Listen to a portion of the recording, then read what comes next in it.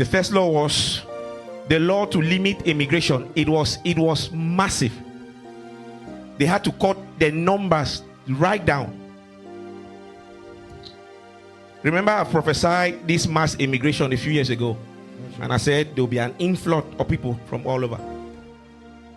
But this year, 2024, they will restrict this influx of people massively. UK will close its borders massively. Migration figures are out. Ali's here. What can you tell me?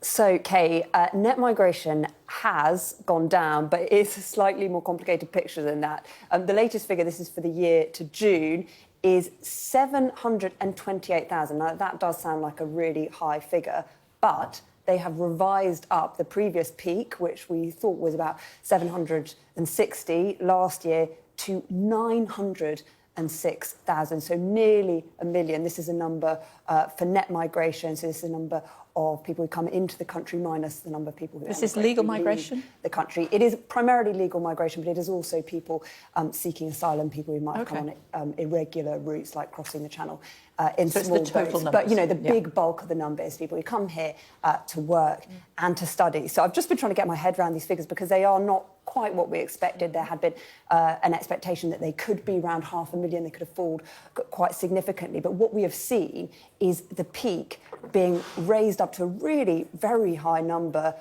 over 900,000 last year.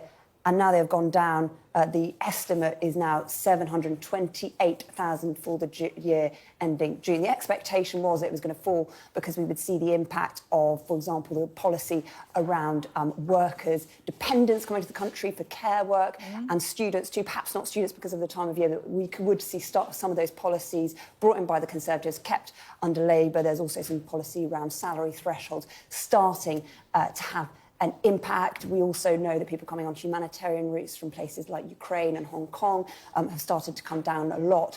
So that was part of the reason why we could see the numbers falling. You know, the ONS predict that in the next 3 or so years, we could see the net migration number come down to around 300,000. So the Labour government have pledged to bring net migration down. I think they are likely to see over the next 5 years those numbers coming down. They've learnt to be less specific. You'll remember the Conservatives, Theresa May and David Cameron, talking about the tens of thousands. We're obviously a long, long way off there.